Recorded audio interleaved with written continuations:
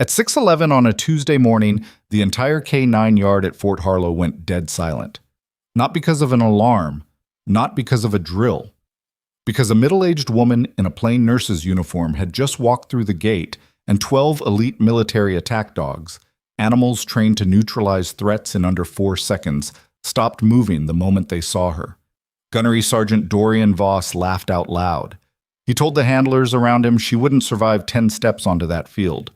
He put money on it. What happened next made every officer on that yard question everything they thought they knew about power, expertise, and who gets to be taken seriously.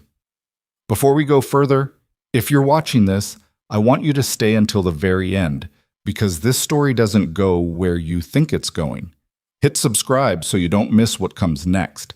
Drop a like if you're already hooked, and leave a comment telling me what city or country you're watching from. I want to see exactly how far this story travels. Now, let's go back to the beginning. The drive to Fort Harlow took Evelyn Marsh 47 minutes, and she spent most of it with the radio off. She didn't need music. She needed quiet, the particular kind of quiet she had learned to carry inside herself over the past 9 years. The kind that let her think in straight lines when everything around her was designed to make her feel small. The highway unspooled through the high desert flatlands of eastern Nevada, scrub brush and red rock, and the occasional water tower interrupting the horizon, and Evelyn drove with both hands on the wheel and her eyes steady on the road ahead. She was 51 years old, 5 feet 4 inches. Her hair had been going gray since her mid-40s, and she had stopped fighting it. She wore a standard-issue trauma nurse's uniform because that was technically what she was. A senior trauma specialist assigned to Harlow Ridge Military Medical Center, the mid-sized base hospital 15 miles from the main garrison. She had a clipboard on the passenger seat with a single manila folder on top of it. She had a thermos of black coffee that she hadn't touched since she left the parking lot of her apartment complex in Prentice Junction. She also had, tucked into the inside pocket of her jacket, a folded copy of a 14-page technical report she had written 9 years ago. Nobody at Fort Harlow knew that report existed. Or rather, they knew a version of it existed. They just didn't know who had written it. That was the thing about having your name removed from a document. The document didn't disappear. It just became someone else's property. The base came into view at 0548, and Evelyn stopped at the outer checkpoint, handed her credentials through the window without being asked, and waited while the MP ran her clearance. He was maybe 23 years old, with a flat expression and the kind of institutional efficiency that came from doing the same thing 400 times. He handed the credentials back without making eye contact. Medical evaluation staff, ma'am. Lot C, Building 7. Thank you. She drove through and parked where she was told. The K-9 facility at Fort Harlow was a self-contained operation at the northwest edge of the base, behind 2 chain-link fences and a reinforced gate with a keycard lock. It housed 31 working dogs across multiple training tiers: patrol, detection, protection, and specialized tactical response, and was commanded by Gunnery Sergeant Dorian Voss, who had held that position for 6 years and who ran his unit with the blunt, unexamined confidence of a man who had never once been seriously challenged on his methods. Voss was 44, broad-shouldered, with a sun-damaged face and a voice that operated at approximately 1 volume. He had won 3 commendations in 11 years, and he referenced them with the frequency of a man who worried people might forget. He had built his reputation on what he called operational realism, a training philosophy that pushed military K-9s to the edge of their behavioral tolerance in order to produce, as he put it, dogs that don't flinch. What he had actually produced, in a number of cases, was dogs that were wound so tight they had become unpredictable, but that was not the narrative that appeared in his reports. When the medical center sent word that an external evaluator would be observing the K-9 unit as part of a broader base welfare review, Voss had not been happy. He had made his unhappiness known to his executive officer, his senior handler, and anyone else in the immediate vicinity. The review was bureaucratic interference. It was a waste of time. It was some administrator's idea of oversight that would accomplish nothing except make the medical staff feel useful. And then he found out the evaluator was a nurse, not a veterinarian, not a behavioral scientist, not a K-9 specialist from another installation. A trauma nurse from the hospital building who apparently had some line item on her evaluation mandate that included animal welfare adjacent protocols. He said the word nurse the way some people say the word paperwork. A nurse, he repeated to Staff Sergeant Leon Pruitt, his senior handler, the morning before her arrival. They're sending a nurse to evaluate my K9 program. Pruitt, who was smarter than he usually let on, kept his expression neutral. Roger that, Gunny. What does a nurse know about military working dogs? Probably not much, Gunny. She's going to come in here with her little clipboard and tell me my dogs need more nap time. Pruitt said nothing, which was the correct response. Evelyn arrived at the K9 facility gate at 0609 and waited while the duty handler verified her clearance. The morning was already warm, a dry desert heat that sat on the skin without apology, and the facility smelled the way all K9 facilities smelled. Animal and effort and something underneath both. Something faintly chemical that Evelyn recognized as the training aid compounds used in detection work. She had spent 11 years around that smell. The gate opened, and she walked through. The main training yard was a large open rectangle of packed dirt and artificial obstacle terrain. Low walls, tire stacks, a tunnel system, a series of wooden platforms at varying heights. Along the eastern fence line, 12 kennels were arranged in a row, and all 12 dogs were visible, some sitting, some pacing, all alert. Even from 50 feet away, Evelyn could read the energy in the yard with the precision of long practice. These animals were keyed up, not just normally alert, keyed up in the specific way that came from chronic overstimulation, the behavioral equivalent of a rubber band stretched past its elastic limit and held there. She clocked it in about 4 seconds. She also clocked Dorian Voss standing near the central handler's station with his arms crossed and an expression that communicated, without any ambiguity at all, that he had already decided this visit was a waste of his morning. He was a large man, and he used his size the way some people use volume, as a first argument. He didn't move toward her when she came through the gate. He waited for her to come to him, and then he looked at her the way a person looks at something they've already categorized. "You're the evaluator," he said. It wasn't a question. "Evelyn Marsh, medical evaluation staff, Harlow Ridge." She offered her hand. He shook it once, briefly. "Dorian Voss, this is my facility." He said it the way people said things they wanted you to remember. "I've been briefed on the scope of your review, welfare protocols, baseline stress indicators, handler compliance documentation." "That's correct." "I want to be clear up front," Voss said, "that this unit operates to the highest standards in the Harlow Garrison. My dogs are trained, conditioned, and mission ready. Whatever checklist you've been given, we will satisfy it. But I need you to stay clear of the active training zones and the kennel line unless you're accompanied by a handler." "I understand." "These are military working animals. They're not pets, and they're not therapy dogs.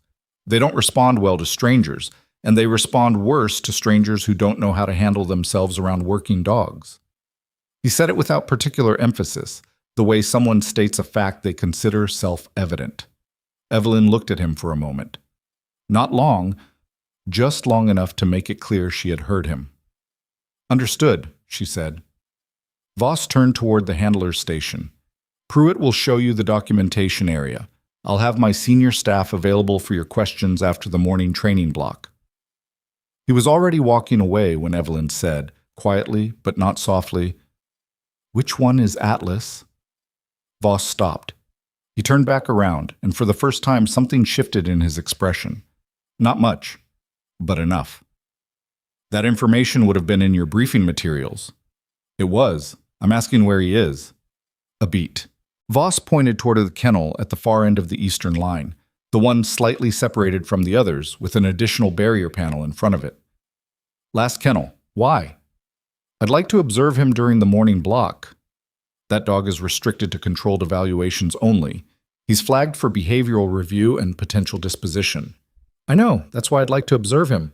Voss studied her for a moment with the flat, assessing look of a man trying to figure out whether he was being challenged or whether this person simply didn't know enough to understand the implications of what she was asking. He appeared to conclude it was the latter. "I'll have Pruitt set up your observation position," he said. "Stay behind the barrier line." He walked away. Evelyn turned toward the eastern kennel row and looked at the last kennel in the line. She couldn't see much from this distance. A shape moving behind the gate panel, a dark and tan form pacing. But she watched for a moment, and something that wasn't quite emotion and wasn't quite calculation moved through her and settled somewhere behind her sternum. She had not seen Atlas in 4 years. Well, Staff Sergeant Leon Pruitt was a compact, deliberate man in his mid-30s with careful eyes and the kind of economy of movement that came from years of working around high-drive animals. He showed Evelyn to the evaluation room, a small office at the back of the main handler's building with a window overlooking the training yard, and set a binder of documentation on the table in front of her without being asked. Training logs, medical records, behavioral assessment forms going back 14 months, he said. Anything else you need? Thank you, Staff Sergeant. This is a good start. She opened the binder and began turning pages. How long have you been with this unit? 3 years. And under Gunnery Sergeant Voss for all 3? Yes, ma'am. She turned another page. How many dogs have been flag disposed in the past 2 years? A very slight pause. That information should be in the disposition records, ma'am. Last section. I'll find it. Thank you. She looked up at him. One more question. Atlas? Corporal Torres is his assigned handler? Something changed in Pruitt's face. Not much. A small tension around the jaw. Was, he said. Handler reassignment happened 6 weeks ago, when Atlas was flagged for behavioral review. He's been on restricted contact since. Who made that call? Gunnery Sergeant Voss. Evelyn looked at him for 1 moment longer. Thank you, Staff Sergeant. After Pruitt left, she sat with the binder and spent 20 minutes reading through it with the focused, unhurried attention she brought to anything important. The kind of reading where you're not just tracking information, you're mapping it, building a structure in your head that shows you not just what's there, but what should be there and isn't. What she found, or rather, what she didn't find, made the back of her neck prickle. Atlas's behavioral records showed a clean assessment at the 14-month mark. Excellent prey drive calibration. No anxiety flags. Strong handler bond scores, specifically with Corporal Torres. And then, at the 9-month mark, a sudden cascade of incident reports beginning in April. A training decoy bite that broke protocol. Elevated arousal events. Failure to disengage on command. 9 months ago was when Voss had implemented what he called Phase 2 intensification, a training overhaul he had rolled out across the unit to sharpen operational readiness. Evelyn had read about it in the pre-visit briefing materials. The overhaul had included increased adversarial exposure, extended stress holds, and what the documentation described as aversion reinforcement sequences. She knew what that meant, and she knew exactly what it had done to Atlas. She also noticed, turning carefully through the binder, that the behavioral advisory she had submitted through the medical liaison office 6 weeks ago, the one flagging concerns about the Phase 2 protocol based on preliminary data she had been given access to, was not in this file. It wasn't an oversight. She had submitted it through the official channel. It should have been logged. It should have appeared in any unit documentation review. It wasn't here.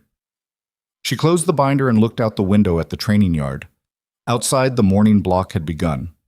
Handlers moved their dogs through a series of pattern drills. Obstacle navigation, scent tracking, apprehension sequences. The dogs were capable. She could see that from here. Technically proficient. But there was a quality to their movement, an edge, a kind of rigid over-alertness, that she recognized the way a doctor recognizes a symptom that isn't in the chief complaint, but shows up in the way someone walks into the exam room. These dogs weren't confident. They were compensating. And Atlas wasn't on the field. At 0840, Gunnery Sergeant Voss convened a brief with his senior handlers in the yard, and Evelyn observed it from her window. She couldn't hear the words, but she could read the dynamic. The way the handlers positioned themselves around Voss, the way they nodded at regular intervals, the way nobody asked questions. She'd seen that specific arrangement before, in enough institutional settings to know what it meant, a command culture where dissent had been made uncomfortable enough that people had stopped offering it. At 0852, she asked Pruitt to escort her to Atlas's kennel for a behavioral observation. Pruitt hesitated for exactly 2 seconds before he agreed. The eastern kennel row was longer than it looked from the yard, and the additional barrier panel in front of Atlas's kennel cast a shadow across the ground in front of it. She could hear the dog before she reached him, Not barking, not growling, but a low, continuous sound that wasn't quite a whine and wasn't quite a rumble. Something in between. Something that she recognized immediately as the sound of an animal under chronic stress trying to communicate and not being heard. She stopped about 6 feet from the barrier and stood still. Inside the kennel, Atlas was pacing. Belgian Malinois, male, approximately 4 years old, 71 pounds based on the records. Compact and muscular with the breed's characteristic dark muzzle and amber-brown eyes. He stopped pacing when he became aware of her presence and turned to face her, and for a long moment they looked at each other through the barrier gate. Evelyn did not speak. She did not move. She stood with her hands at her sides, her shoulders level, her body language doing what she had spent a decade learning to make it do, communicating, without words, that she was neither a threat nor a demand. Atlas's pacing had stopped. He was watching her. 15 seconds. 20. 30. Behind her, she heard Pruitt's breathing slow down. Then Atlas took 3 steps toward the barrier and sat down. It was not a dramatic gesture. It was just a dog sitting. But the whine rumble sound stopped at the same moment, and the quality of his stillness was different from the rigid alertness she'd seen in the yard dogs.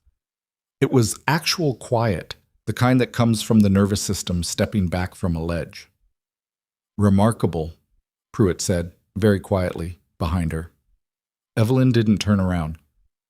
"How long has he been in restricted contact?" 6 weeks. "And before that, who was working with him?" "Corporal Torres. Mostly Torres."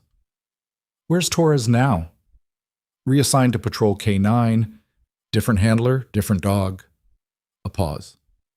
"She didn't request the reassignment." Evelyn turned around then.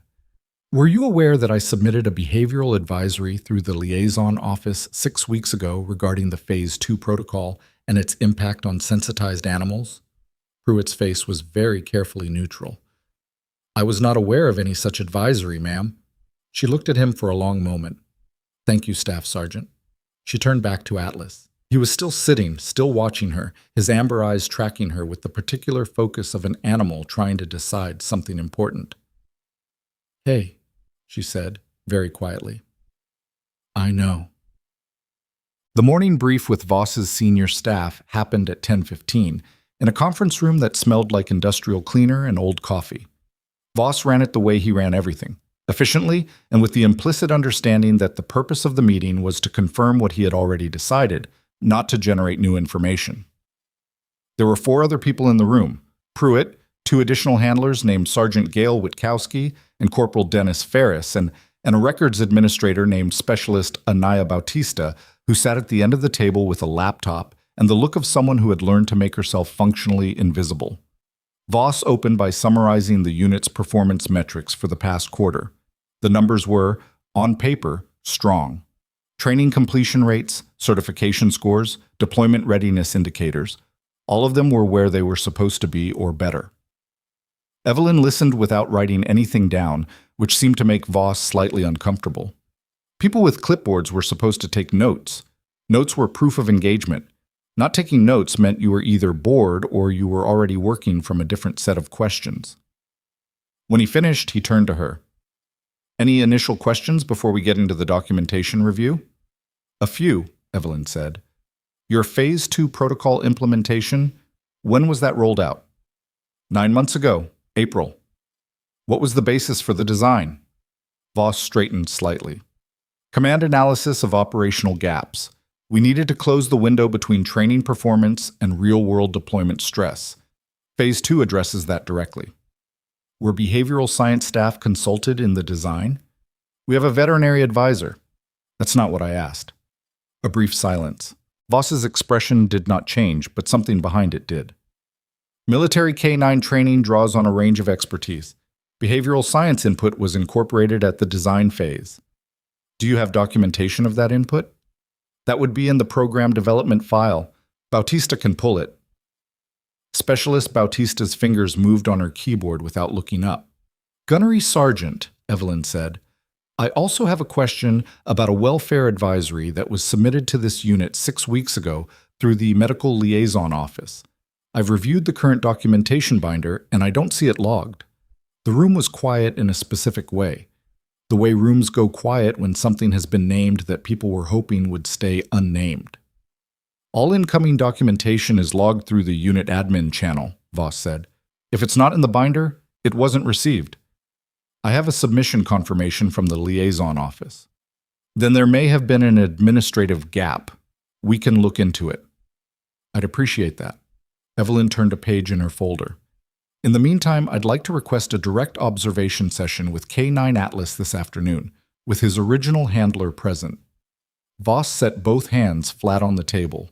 It was a controlled gesture, too controlled, the kind of thing you do when your actual instinct is something different. Atlas is under restricted contact for documented behavioral reasons. A joint observation session isn't appropriate at this stage. I understand your concern. I'm requesting it as part of the welfare evaluation. My recommendation is against it. Noted, Evelyn said. I'm still requesting it. The silence that followed had a texture to it.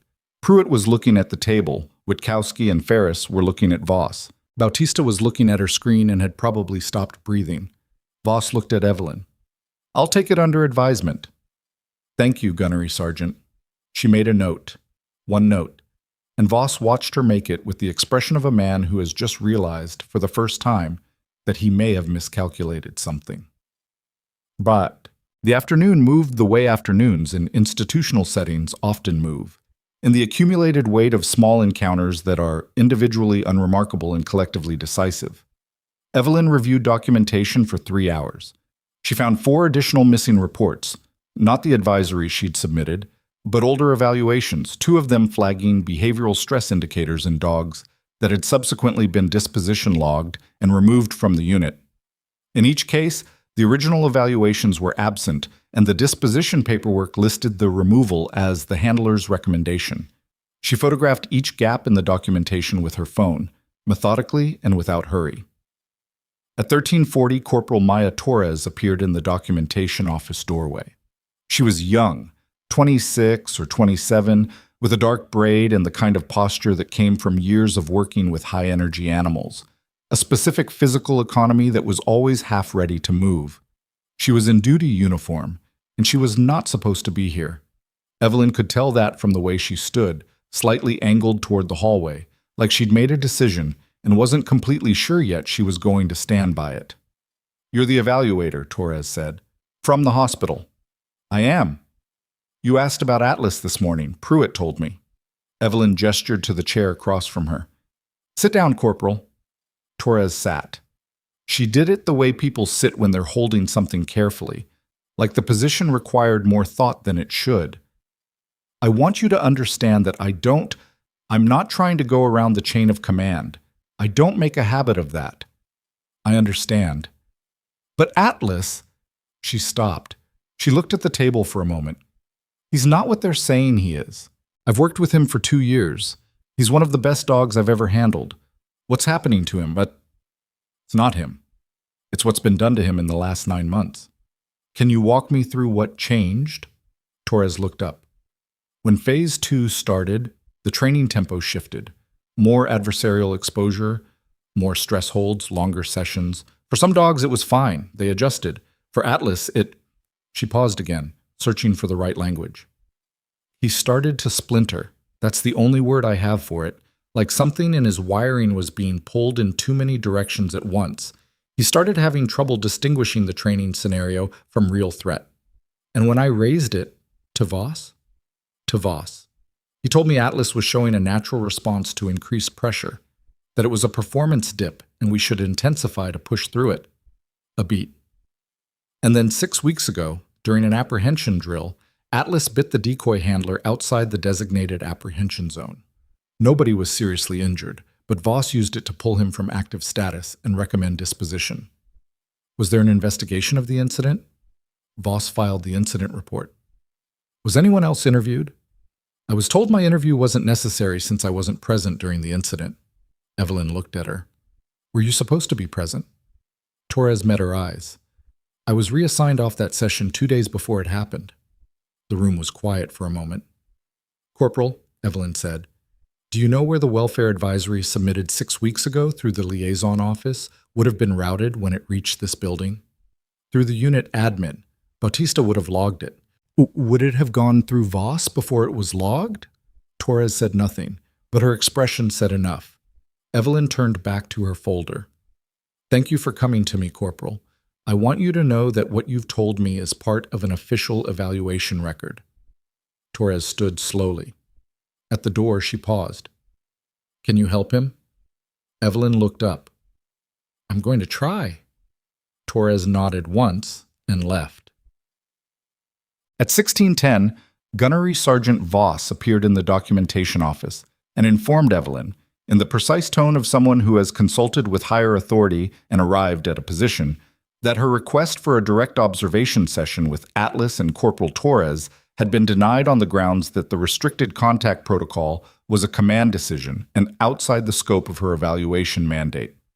I want that in writing, Evelyn said. Voss looked at her. Your denial of my welfare evaluation request, she said. I'd like it documented and signed. The silence lasted about 4 seconds. I'll have my admin prepare the documentation, Voss said. Thank you. He left. Evelyn sat in the quiet office for a moment. Outside the window, the training yard was winding down for the day. Handlers returning dogs to kennels, equipment being stowed, the last of the afternoon light going orange across the obstacle terrain. She took out her phone and sent a single message to Captain Renata Okafor at the Base Medical Command Office. I need a formal review panel convened. I have documentation of suppressed welfare reports and a pattern of misconduct affecting training animals and personnel. Can we meet tomorrow morning before 800? She put the phone down and looked at her folder. Then she took the folded 14-page report out of her inside pocket and set it on the table. It was the original neutral approach protocol, the one she had spent 14 months writing and refining in collaboration with 2 behavioral scientists and a veterinary specialist, the one that had become the foundation of the military's K-9 assessment framework, the one from which her name and her co-authors' names had been quietly removed 8 years ago during a command transition that had been described, at the time, as a routine administrative reorganization. She had kept her original copy because she had known, even then, that there would be a day when it would matter. She opened it to page 1 and set it flat on the table, facing up. The report's header read, Neutral Approach Protocol, a behavioral framework for military K-9 threat assessment and handler integration. Primary author, Dr. Evelyn Marsh, Combat Trauma Specialist, Department of Applied Behavioral Medicine. And underneath it, in the margin, in her own handwriting from 9 years ago, she had written a note to herself. The kind of note you write when you're working on something you believe matters. This works because trust is not a training shortcut. It's the mechanism. She sat with that for a moment. Her phone buzzed. Captain Okafor, 7:30 tomorrow. My office. Bring everything. Evelyn looked up at the training yard one more time. The sun was dropping behind the western ridge, and the kennels were going into evening shadow. From the last kennel in the eastern row, she could just make out, at this distance, the shape of Atlas at his gate, watching the yard go quiet the way he watched everything, attentive, waiting, trying to understand a language that the people around him had stopped speaking. She folded the report back into her pocket. Tomorrow was going to be a different kind of morning. She drove back to Prentice Junction in the dark and didn't sleep well. That wasn't unusual. She hadn't slept well in about 9 years, not since the administrative reorganization that had quietly erased her name from the document sitting in her jacket pocket and replaced it with nothing. Just a blank author field and a new cover sheet that credited the protocol to Department of Applied Behavioral Medicine, Joint K-9 Training Division, which was the institutional equivalent of attributing a painting to the building it hung in. She had filed a formal objection at the time. The objection had been reviewed, acknowledged, and set aside, and the person who reviewed it had since retired to a house in Arizona, and Evelyn had learned something important about how institutions handled inconvenient truths, not by confronting them, but by waiting for everyone involved to get tired and move on. She had not moved on. She had just gotten quieter about it. Her apartment was a 2-bedroom unit on the 4th floor of a building that was clean, functional, and deliberately temporary feeling, which suited her fine because she had never been particularly interested in the idea of permanence as a comfort. She heated soup she didn't really want and sat at the kitchen table with her folder and her phone and a legal pad she'd had for 3 months and barely used. She wrote down in the systematic shorthand she'd developed during years of trauma intake everything she'd observed that day. Not just the facts, but the pattern the facts made when you arranged them next to each other. Missing documentation. Handler reassignment prior to the incident that was used to condemn Atlas. A training overhaul implemented without behavioral science consultation. A suppressed advisory. A commander who had never in 6 years of command been seriously pushed back on. It wasn't chaos. It was a system, just not the kind anyone had officially designed. She went to bed at midnight and lay awake until 2, and then she slept badly and woke at 5 and made coffee and got back in the car. Mom. Captain Renata Okafor's office at the base medical command building was small and organized with the particular discipline of someone who controlled what they could, because plenty of other things weren't controllable. She was 40, lean, with close-cropped hair and reading glasses she took off and put on with the frequency of someone who hadn't quite accepted she needed them. She had been at Fort Harlow for 2 years, and she had the look of a person who had learned a great deal about this specific installation that she hadn't particularly wanted to know. She read through the documentation Evelyn laid out on her desk without speaking for 11 minutes. That was long enough to tell Evelyn that she was reading carefully, not skimming, and that she understood what she was looking at. When she finished, she took her glasses off and set them on the desk. How many missing reports? 4 disposition evaluations and the welfare advisory I submitted 6 weeks ago. Possibly more. I was only given 14 months of records. The advisory went through the liaison office? I have the submission confirmation. Evelyn slid the paper across the desk. Time stamped. Okafor looked at it. And it's not in the unit documentation. It's not in anything I was given access to. Okafor sat back. She had the expression of someone doing a specific calculation, not about the ethics of the situation, which she appeared to have already resolved, but about the mechanics. What moves? In what order? With what resources? And what exposure? Voss has been here 6 years, she said. His last evaluation was 18 months ago, rated exemplary. I know. Who conducted the evaluation? Colonel Hardin Bexler, base commander at the time. Okafor looked at her. Bexler retired 8 months ago. I know that too. A pause. You've done your homework. I've been doing this homework for 9 years, Evelyn said. This is just the most recent chapter. Something shifted in Okafor's expression. Not pity, exactly, but a kind of recognition. The look someone gives you when they realize the thing you've just said is the most important sentence in a very long story. Tell me about the protocol, she said. So Evelyn told her. Not everything, not the full 14-month development process, not all the collaborative drafts and behavioral data and field trials, but the essential shape of it. The neutral approach protocol had been designed in response to a specific problem. Military K-9s trained under high adversarial methods were developing behavioral brittleness that made them less reliable in complex real-world deployments, not more. The protocol reoriented training around threat differentiation rather than threat activation, teaching dogs to read situations accurately instead of simply responding to pressure with aggression. It worked. The data from the original field implementation had been unambiguous. Certification rates improved. Deployment incidents dropped by 31%. Handler-dog bond scores, which correlated strongly with operational effectiveness, went up significantly. And then the command transition had happened, and the new administration had found the protocol's academic framing inconvenient, and the names had come off the document, and the implementation had drifted. And 9 years later, there was a dog named Atlas sitting in a restricted kennel scheduled for disposition because someone had used the framework Evelyn built as the skeleton for a training system that had inverted its fundamental principles. Okafor was quiet for a moment after she finished. Do you have proof of authorship? Evelyn put the 14-page report on the desk. Okafor read the header. She read the margin note in Evelyn's handwriting. She looked up.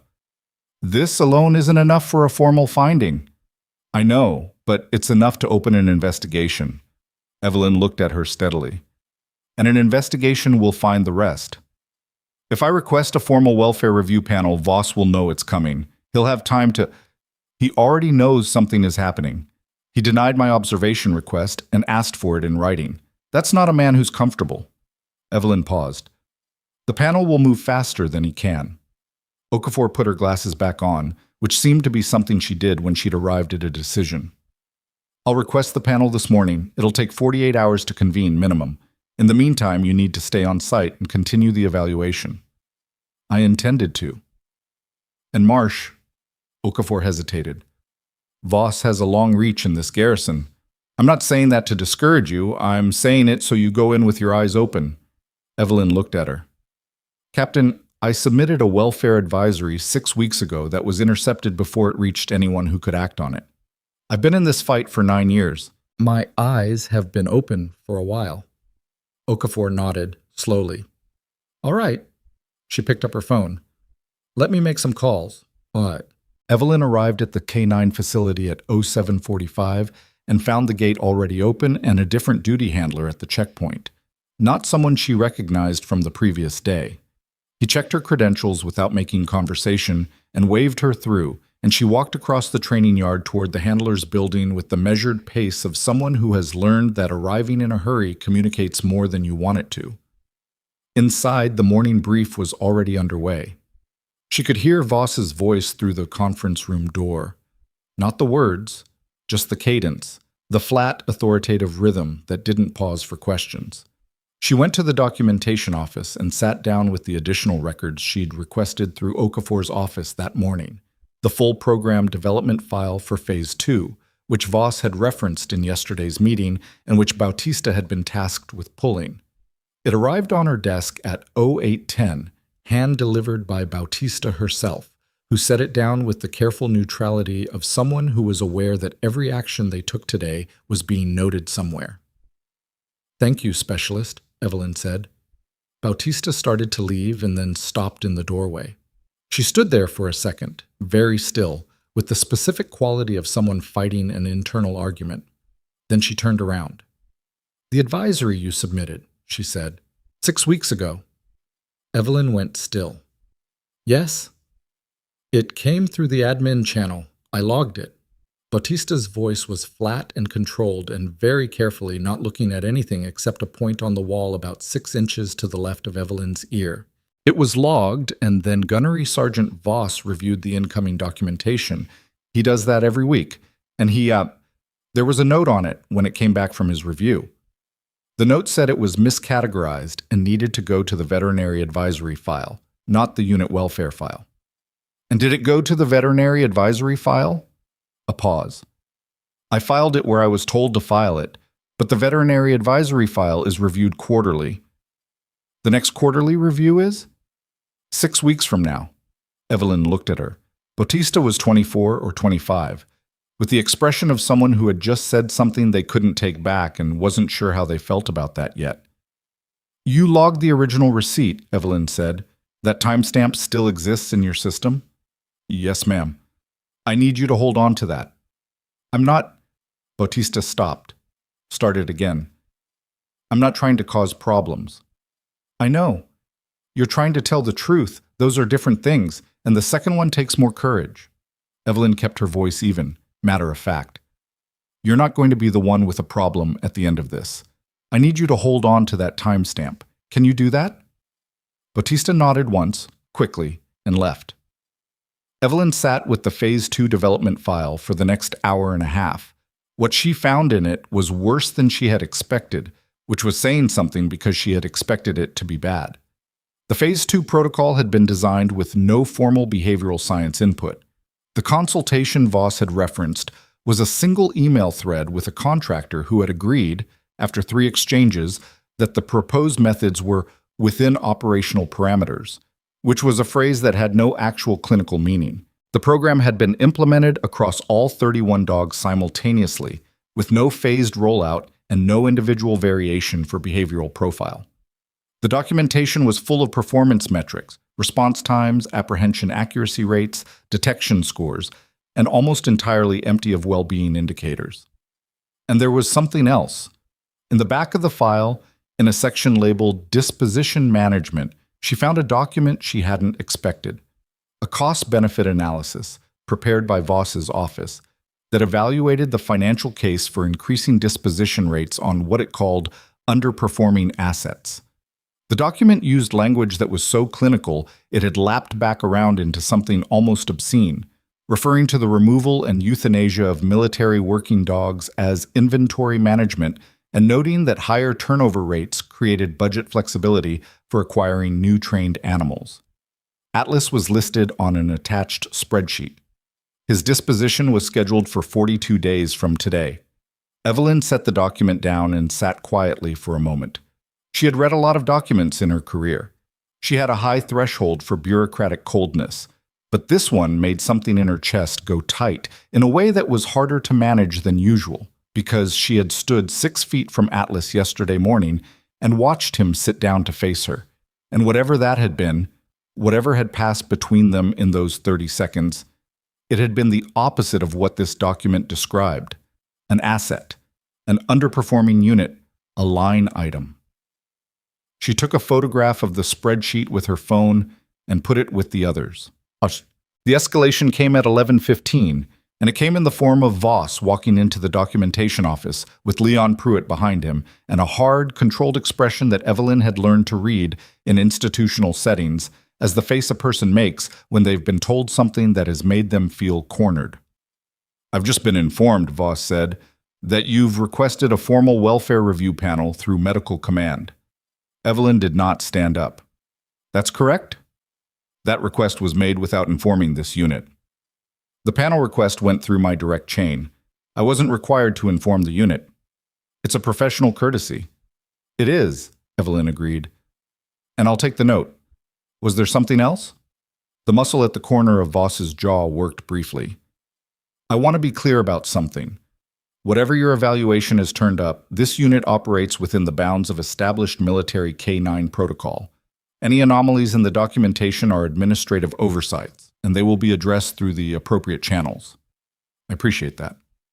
"What I don't appreciate," Voss said, "is a medical evaluator stepping outside her mandate to initiate a process that could disrupt an operational unit based on incomplete information." Evelyn looked at him. "My mandate is welfare evaluation. The welfare issues I've documented are significant. I'd argue the panel request is exactly within mandate." "You'd argue," Voss said. "That's an interesting choice of words for someone whose job is to take notes and file reports."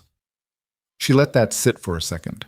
It wasn't the first time someone had tried to use a diminished description of her role as a pressure point, and she had long since stopped feeling the sting of it. What she noticed instead was what was underneath it.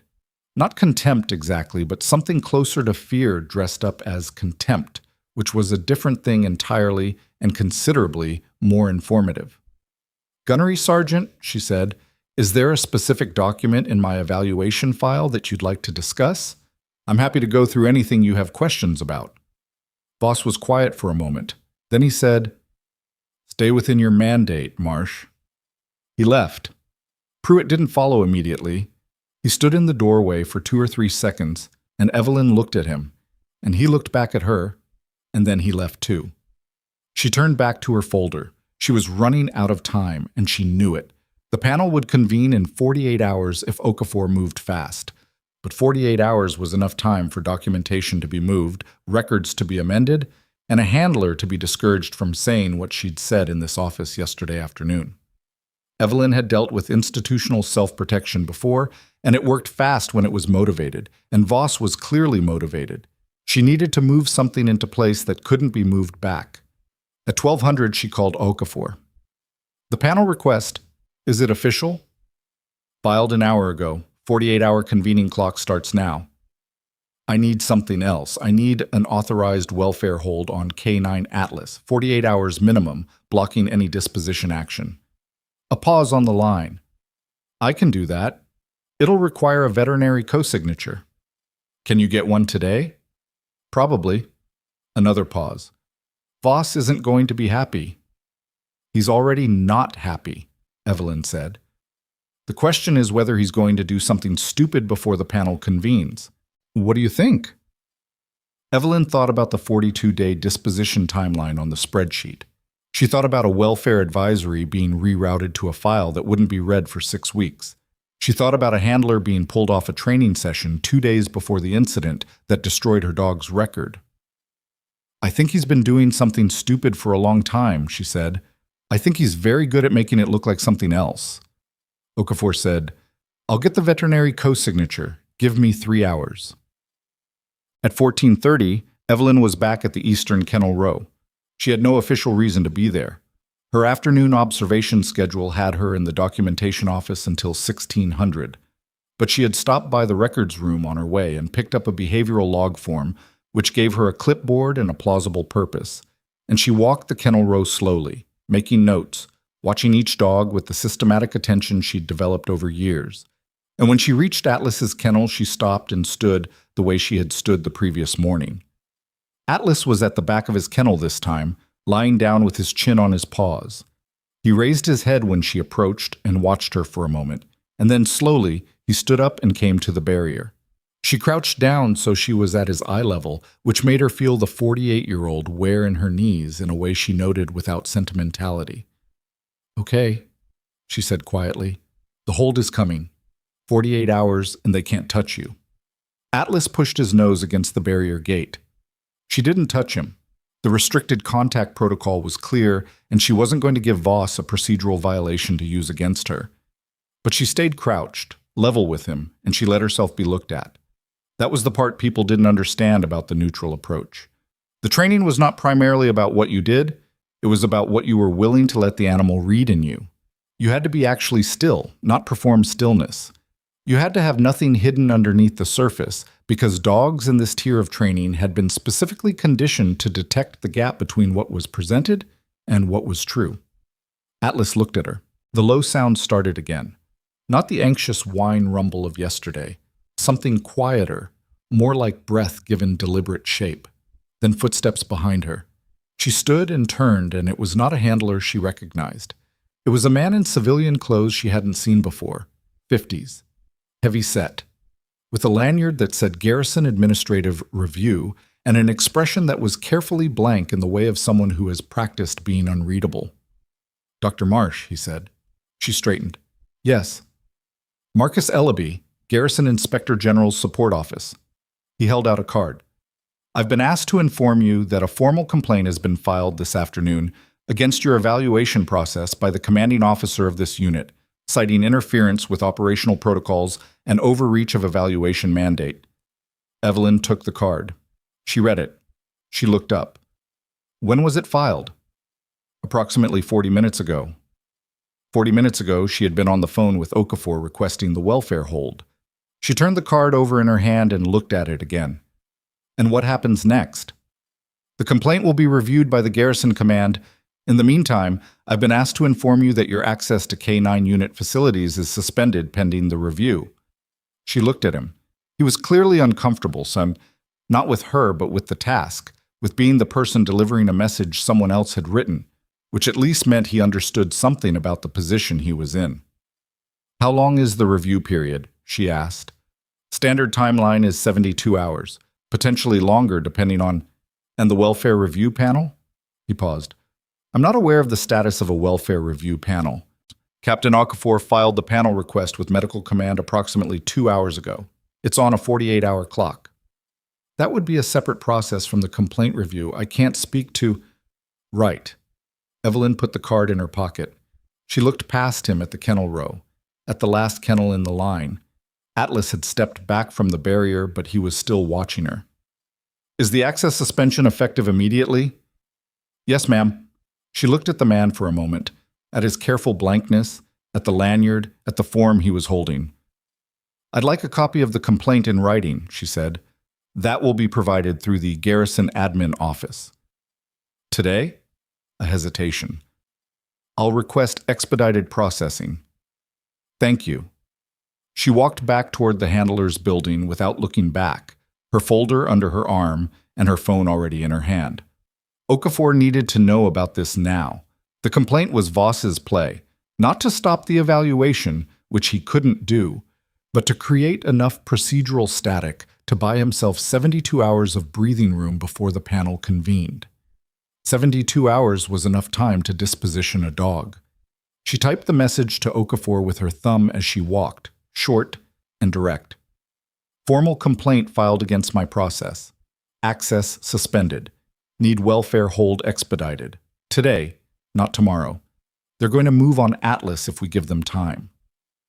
The afternoon sun was brutal and flat across the training yard, and somewhere in the facility behind her, the afternoon training block was starting up again. The commands and the dog sounds and the industrial rhythm of a unit that operated with perfect surface efficiency while something rotted underneath it. Her phone buzzed before she reached the building door. It wasn't Okafor. It was a number she didn't recognize with a Fort Harlow area code, and the text said only, "I have the original intake footage from the April incident. Atlas's apprehension drill. Voss doesn't know it exists. L.P. Leon Pruitt." She stood in the doorway and read the message twice. Then she looked back across the yard at the kennel row, at the last kennel, where Atlas was a shape behind the barrier, still waiting for a language that someone remembered how to speak. She typed back, "When and where?" The reply came back in 4 minutes. "Vehicle bay behind supply building, 1-800. Come alone." Evelyn looked at the time, 3 hours and 20 minutes. She put her phone in her pocket and walked into the handler's building, past the conference room where 2 junior handlers were running through paperwork, past the break room with its industrial coffee maker and its laminated duty roster on the wall, and into the documentation office where she sat down and did not allow herself to think about what Pruitt's message might mean or might not mean until she had finished the one thing she needed to finish first. She wrote her interim evaluation summary in 40 minutes. It was not the polished document she would have produced under normal circumstances. It was direct, spare, and organized around a single central argument, that the K-9 unit at Fort Harlow was operating under a command culture in which the behavioral welfare of military working animals had been systematically subordinated to performance metrics, and that this had produced a pattern of harm that was documented, compounding, and ongoing. She cited everything she'd photographed. She attached Bautista's timestamp confirmation. She included the disposition spreadsheet with Atlas's 42-day removal date. She emailed it to Okafor at 1503 with the subject line, "Interim Summary, Formal Record, Time Sensitive." Then she called Okafor directly. "I got it," Okafor said before Evelyn could speak. "I'm reading it now. The welfare hold on Atlas, co-signed 20 minutes ago by Captain Drayton in Veterinary Services. It's been served to the K-9 unit. Atlas cannot be dispositioned for 72 hours minimum, and the hold extends automatically if the review panel is still active." Evelyn let out a breath she had been carrying since 1430. The access suspension doesn't override welfare evaluation jurisdiction. You can be suspended from facility access as an operational matter, but your evaluation mandate comes from medical command, not the K-9 unit. Voss filed his complaint through Garrison Admin, not through your chain. I've already spoken to the Garrison Command Duty Officer. A pause.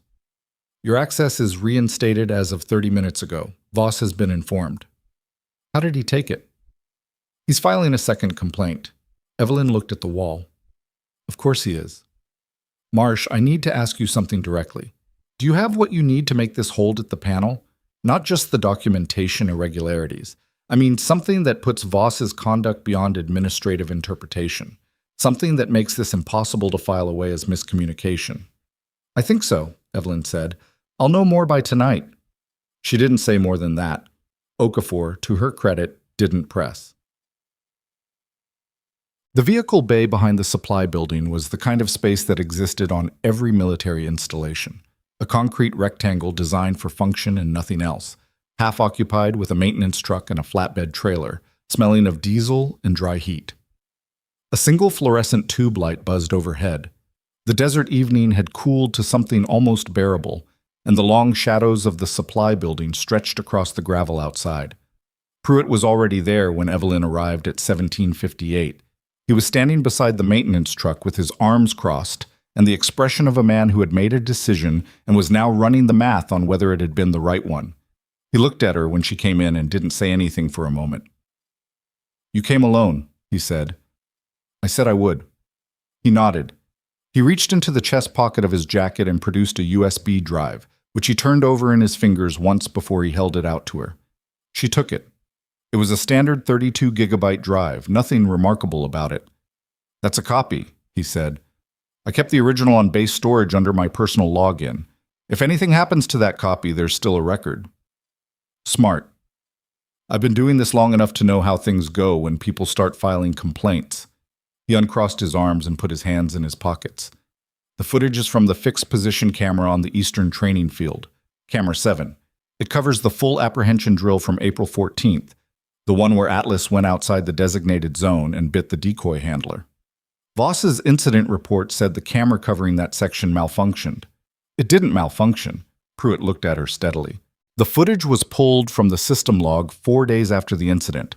I found out because I do the monthly equipment audit and the removal showed up as an authorized deletion, signed out by Voss's admin clearance. Evelyn held the drive carefully. Why are you doing this? It was a direct question, and she meant it directly. She had learned not to assume motivation in situations like this. Sometimes people did the right thing for clean reasons, and sometimes they did it because they were angry about something else. And sometimes they did it because they were scared and this was the least frightening available option. Pruitt didn't seem like a man driven by clean reasons or fear, but she wanted to hear him say it. He was quiet for a moment. I've been in this unit for 3 years, he said. I've watched 4 dogs get dispositioned that shouldn't have been. Good animals, sound animals. And I've written documentation that said they were failing when what I actually knew, was that the training they were put through was failing them. He stopped. I justified it because the documentation felt like the smaller thing, like I was just writing it down, not making the decision. But Atlas was Torres's dog, and Torres, she did everything right. She flagged everything right. And Voss pulled her off that session because he knew she'd challenge the incident report if she saw what actually happened. A pause. Atlas isn't the first one. He's just the one I'm not going to let be the last. Evelyn looked at him for a long moment. When the panel convenes, they're going to call you. I know. Voss is going to know you gave this to me. He probably already suspects. Pruitt shrugged, not casually. It was a loaded gesture, a man absorbing the weight of a choice he'd made. I've got 18 months before my re-enlistment decision. Plenty of time to figure out what happens next. You'll need to make a formal statement before the panel, through legal, not just through me. I'll do that. She looked at the drive in her hand. Is there anything else on this I should know about before I view it? Pruitt's jaw tightened briefly. The decoy handler. His name is Corporal Watts. He's in the footage. You'll see what actually happened, and you'll understand why Voss needed that footage to disappear. He said it with the flat finality of someone who has seen something they can't unsee. And Evelyn decided not to press further on that until she'd watched it herself. Thank you, she said. I mean that. Pruitt nodded once. He turned to leave, then stopped. Dr. Marsh, the report. Your original protocol. I read it. The full version. She looked at him. Where did you find it? Behavioral Science Resource Database.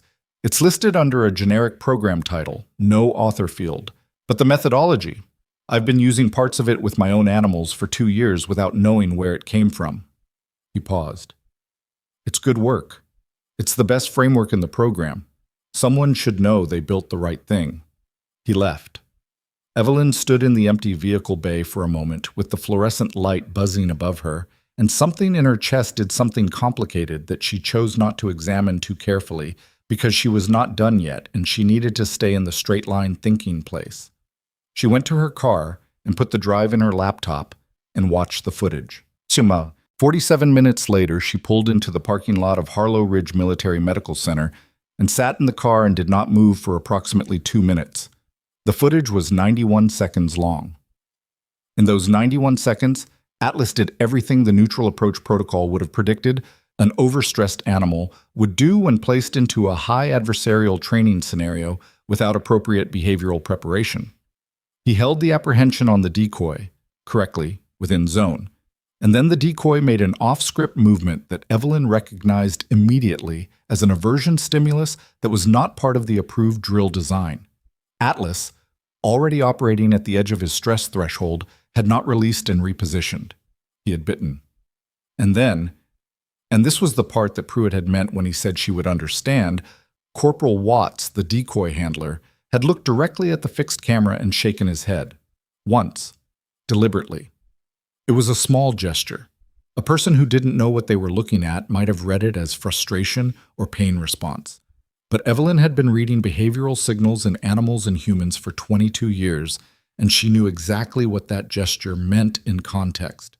That Watts had known the camera was there, had known what had just happened, and had communicated his awareness that the incident had not gone according to what had been planned. It meant someone had told Watts to provoke Atlas. It meant the incident had not been an accident. It had been a setup. She sat in the car and processed that for 2 minutes, and then she called Okafor. "The footage exists," she said when Okafor picked up. "I have it. The incident was staged." A long pause. "You're certain?" The decoy used an off-script aversion stimulus. It's on camera, and there's an acknowledgement on the footage that tells me Watts knew what he was doing. She paused. "We need Watts in front of the panel. He's the one person who can confirm the sequence from inside the unit. If he was following orders, he may have been, which means he may want an opportunity to say that in a protected forum." Evelyn looked through the windshield at the medical center building. "I can make that argument to him, but I need to reach him before Voss does." "His duty roster? Can you access it through Garrison Admin?" "Possibly. Give me 20 minutes. She sat in the parking lot and waited. The desert night had fully arrived, the temperature dropping to something reasonable, stars visible above the medical center roof. She thought about the 42-day timeline on the disposition spreadsheet. She thought about 47 days of an animal being deliberately pushed past his limit and then punished for the predictable result. She thought about Torres being moved off the training session, and Pruitt carrying this footage for months, and Bautista filing a report where she'd been told to file it, and then standing in a doorway and deciding to say something anyway. She thought about all the small acts of not saying something that had to happen for a system like this to keep running. And she thought about the specific courage, unglamorous, personally risky, unwitnessed until now, of the people who had decided to say something after all. Her phone buzzed. Okafor. Watts is on base housing, not facility. Building 14, room 7. He's off duty until 0600 tomorrow. Corporal Dwayne Watts answered the door in a t-shirt and athletic shorts with the look of someone who had not been sleeping, which was consistent with the expression Evelyn had last seen on him in 91 seconds of security footage approximately an hour ago. He was 28, compact and dark-haired, and his left forearm had the fading marks of an older injury that she clocked automatically and filed away. He looked at her. She was in her nurse's uniform, carrying her folder, and she watched his face go through a rapid sequence of responses. Recognition, calculation, something that might have been relief, and immediately suppressed itself back down into neutrality. "Dr. Marsh," he said. "May I come in?" He stepped back from the door. The room was standard base housing, functional, impersonal, a desk covered in paperwork and a wall locker, and the particular disorder of someone who organized their professional space carefully and had stopped extending that to their personal space. She sat in the chair at the desk when he gestured toward it, and he sat on the edge of his bunk. "You have the footage," he said. It wasn't a question. "Yes." He looked at his hands. He had the specific stillness of someone who has been waiting for a thing to happen and has mixed feelings about it actually happening. "How long have you had it?" "A few hours."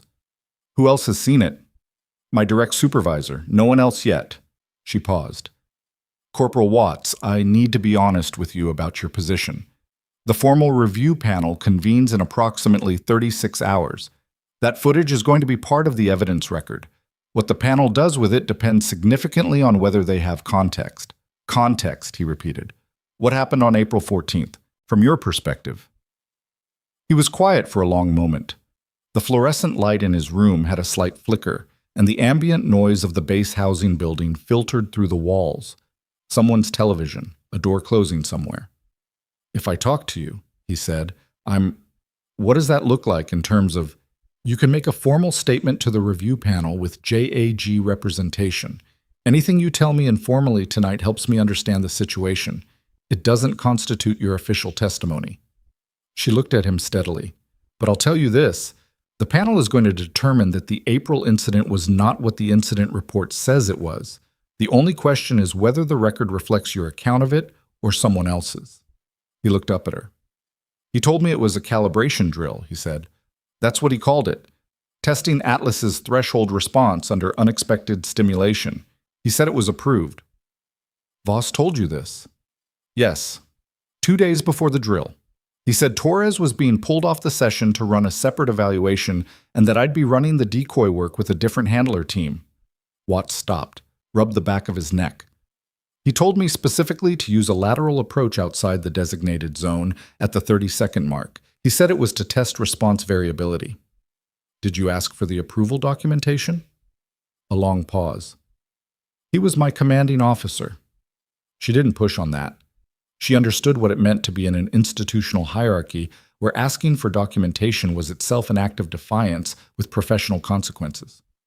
When Atlas bit outside the zone, she said, what happened immediately after? Voss pulled the drill, had the incident documented within an hour. He told me the footage had shown a malfunction and couldn't be used for review. Watts looked at her. I didn't know the camera had actually recorded. He told me specifically that camera 7 had been down. It wasn't down. I know that now. He put his hands flat on his knees. Dr. Marsh, I'm not trying to say I didn't know what I was participating in. I knew the drill felt wrong. I knew Torres should have been there, but I told myself it was a calibration exercise and that the people above me had cleared it. He stopped. That dog, Atlas, he did exactly what any dog would do under that scenario. It wasn't aggression, it was confusion. And then Voss used what I did as the reason to destroy him. Are you willing to say that in front of a panel? With JAG representation? I'll put you in contact with the JAG officer directly tonight if you're willing. He sat for a moment. The television through the wall played something with a laugh track, absurdly inappropriate background noise for what was happening in this room. Then Watts said, Yes, I'll say it. The 36 hours before the review panel convened were the kind of hours that existed in a different relationship with time than normal hours. They moved both too fast and with agonizing slowness, depending on what you needed from them. Evelyn spent the first 12 of them coordinating. She and Okafor worked through what felt like the entire base administrative structure to confirm the panel composition, ensure the welfare hold on Atlas was logged in triplicate, and get Watts connected with the JAG legal office before anything could be done to change his mind. She filed a formal addendum to her interim report at 200, while sitting at the kitchen table in Prentice Junction with her third cup of coffee and the legal pad with its careful shorthand, adding the footage and Watts's preliminary account to the evidentiary record. She also sent a separate communication, through Okafor's office, to a Colonel Imani Strickland at the Joint K-9 Standards Division, the body that, among other responsibilities, maintained the official library of military K-9 training frameworks. Evelyn had known Strickland's name for 9 years, had thought about contacting her for 9 years, and had not done it because the timing had never been right, and because she had learned the hard way that presenting yourself as the aggrieved party in an authorship dispute was the least effective possible frame. The communication she sent now was not about authorship. It was a single factual question. Was the original Neutral Approach Protocol document, as currently held in the Joint Standards Library, a complete version including the author attribution section? Strickland's office responded at 0640. We hold a version titled Framework Document 7-B, Behavioral Assessment Integration. The author field reads Department of Applied Behavioral Medicine, undated. There is no individual attribution. Per protocol, I'm flagging this query for follow-up. Can you provide source documentation? Evelyn photographed the original report's header page, the one with her name, her co-authors, the date, and the institutional affiliation clearly printed, and sent it back. Strickland's response took 6 minutes. Standing by for panel convening. I'll be present.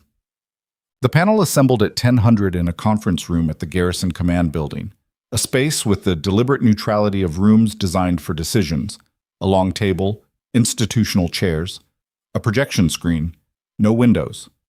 5 members. Captain Okafor representing Medical Command, Major Derek Ashton from Base Operations, a civilian behavioral scientist named Dr. Priya Nair, who had driven up from the State University satellite program that contracted with the base, the JAG officer, Lieutenant Colonel Sandra Ferrara, and Colonel Imani Strickland, who had arrived from Joint Standards that morning and whose presence in the room appeared to make Voss, who was seated at the far end of the table with his own JAG representative, visibly recalibrate. Voss had been informed of the panel composition that morning. He had not been informed of Strickland specifically, and Evelyn watched him register her rank insignia and her institutional affiliation and do the math on what that meant, and she watched something shift in his expression that was too small for anyone else to notice, but that she had been watching for long enough to recognize. He had not expected the Standards Division to be here. The panel chairwoman was Major Ashton, who ran the proceeding with the focused efficiency of someone who had run this kind of review before and had strong feelings about wasted time. She opened by establishing the scope and jurisdiction, confirmed the evidentiary record was complete, and moved to opening submissions within 15 minutes. Evelyn presented first. She had done this before, not this specifically, but the professional act of presenting evidence in a formal institutional setting while knowing that the person the evidence concerned was in the room, and she had learned that the most effective approach was not the dramatic one. It was the methodical one. She laid out the documentation in the sequence she had assembled it, moving through each element without editorializing, letting the pattern speak for itself. The missing reports, the disposition spreadsheet, the Phase 2 rollout documentation, Bautista's timestamp records, Watts's JAG statement, and finally the footage. The footage ran on the projection screen for 91 seconds. The room was very quiet during it. When it ended, Major Ashton looked at Voss. Gunnery Sergeant, your incident report from April 14th states that Camera 7 experienced a system malfunction and produced no usable footage. Can you speak to that? Voss's JAG representative began to say something, and Voss put a hand on his arm. I was informed of a camera malfunction by the facility tech staff. If the footage exists, then the information I was given was incorrect. The deletion log for Camera 7's footage shows an authorized removal 4 days after the incident, Evelyn said. The deletion was signed out under your administrative clearance. Silence. Gunnery Sergeant, Ashton said.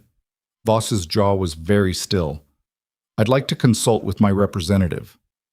That's your right. We'll take a 15-minute recess. The recess was 17 minutes, and when Voss and his JAG representative returned, there was something different in how Voss sat down. A quality in his posture that Evelyn recognized, because she had seen it before in institutional settings when a person finally arrives at the moment they had been trying to prevent and realizes the preventing is over. He opened his mouth to speak. And that was when the door opened, and a junior aide appeared with an expression that managed to be both apologetic and alarmed at the same time. He leaned down to Major Ashton and said something in a low voice, and Ashton's expression shifted in a way that made the room immediately more tense, without anyone knowing why. She looked up. We have an urgent situation at the K9 facility, she said. The welfare hold on K9 Atlas There's been an incident. A medical emergency with the animal. Evelyn was on her feet before Ashton finished speaking. What kind of emergency? She said. Ashton looked at the aide. The aide said with the particular precision of someone relaying information he didn't fully understand. Handler Unit is reporting the dog collapsed in his kennel approximately 20 minutes ago. Unit veterinary staff are on scene, but he stopped, looked at his notepad. Vital signs are, they're describing it as acute distress, possible stress-induced cardiac event. Evelyn looked at Okafor. Okafor was already reaching for her phone. He was in a restricted kennel with a welfare hold, Evelyn said. Her voice was level. It cost her something to keep it level. Who authorized access to that animal in the last 24 hours? Nobody answered immediately. She looked at Voss. He was looking at the table. Who, she said again, authorized access to that kennel? The panel room emptied in under a minute. Not officially, Major Ashton called a formal suspension of proceedings, which was the correct administrative response, but the effect was the same. Everyone moved toward the door with the compressed urgency of people who understood that whatever was happening at the K9 facility was the real proceeding now, and the conference room with its projection screen and its institutional chairs had become secondary. Evelyn was first into the hallway, and she was already running the math as she walked. Acute distress, possible cardiac event, 20 minutes elapsed, unit veterinary staff on scene. 20 minutes was a long time. It was also, depending on the cause, not necessarily fatal. Belgian Malinois were physically robust animals, and Atlas was 4 years old and had been in restricted contact, not deprived of food or water, and the welfare hold should have meant no additional training stress. Which meant if something had happened in the last 24 hours, it had happened through a channel that the welfare hold hadn't covered. Okafor fell into step beside her. Garrison vehicle is outside. Who had access to the kennel? I don't know yet. I have a call into the duty handler.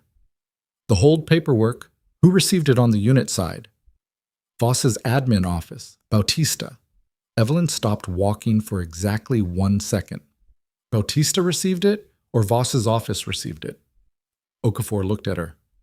The unit admin channel, standard routing. So it went through the same channel as my welfare advisory. Neither of them said anything else for a moment. Then they started walking again, faster. 1. The K9 facility gate was open when they arrived, which was irregular. It was never left open during non-transition periods. 2 garrison vehicles were already in the yard, and a small group of handlers stood near the eastern kennel row with the particular stillness of people who don't know what their role is in a situation that has moved past their training. Captain Drayton from Veterinary Services was at Atlas's kennel, crouched over the animal with a field kit open beside him, and Torres was there too. Not in duty uniform, in PT clothes, which meant she'd come from somewhere else when she heard, which meant someone had called her, which was either a very good or a very complicated thing. Evelyn went straight to Drayton. He looked up when she reached him. He was 35, methodical, and she had spoken to him twice on the phone in the last 48 hours. His expression was controlled, but she could read the stress underneath it. Elevated cortisol response, elevated heart rate, tremoring in the rear limbs, he said, speaking in the compact language of someone reporting to a peer. Consistent with acute stress response rather than primary cardiac event. He's stable, but his numbers are bad. What triggered it? That's what I'm trying to figure out. Drayton stood. He was careful about how he moved around Atlas, keeping his body language neutral, and Evelyn noted that and approved. There's a training aid compound residue on the far kennel wall. Aversion compound, well, the kind used in high adversarial drills. He said it flatly, precisely, without editorializing. Evelyn looked at the wall.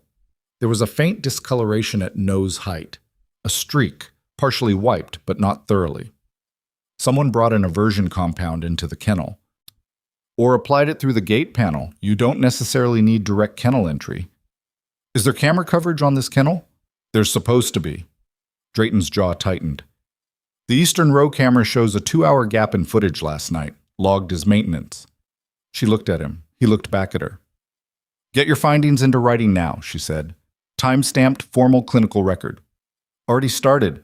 She turned to Torres, who was on her knees at the kennel gate with her hand through the lower gap, not touching Atlas.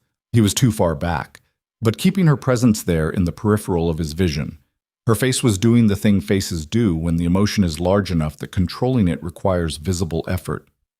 Torres, Evelyn crouched beside her. When did you hear?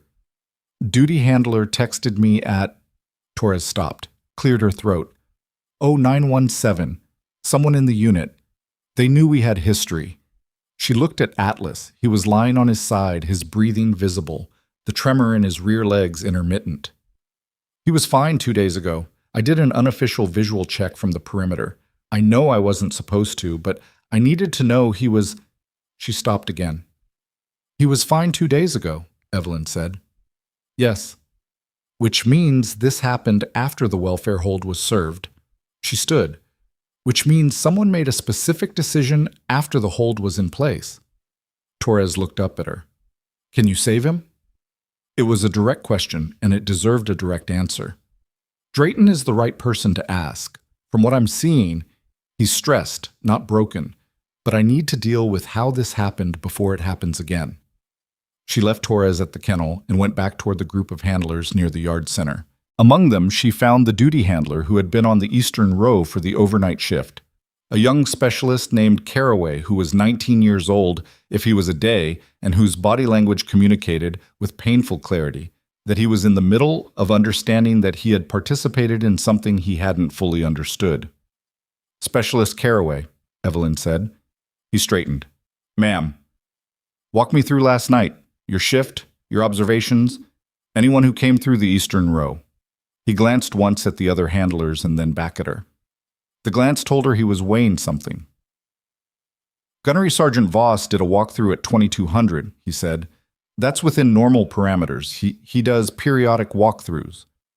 "Did he go near the eastern row?"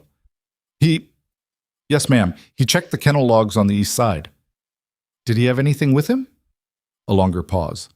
Caraway was 19 and he was doing the math on what he was about to say and what it meant for him professionally, and Evelyn waited without pressing because pressing would make him defensive and defensiveness would make him less precise. "He had his standard inspection kit," Caraway said finally, "the shoulder bag he uses for walkthroughs." "Did he interact with Atlas's kennel directly?" He stopped there. "For a few minutes. I was at the north end of the row, so I didn't have full visual." A pause. "The camera on the east row was showing maintenance mode. I noticed it was off." "Who put it in maintenance mode?" "It was already in maintenance mode when I came on shift." Evelyn looked at him steadily. "Caraway, I need you to write down exactly what you just told me. Right now. On paper, signed, and time-stamped. Can you do that?" "Yes, ma'am." She handed him her legal pad and a pen. Voss arrived at the K9 facility at 10:43. He had come from the panel suspension like everyone else, but he had not come immediately.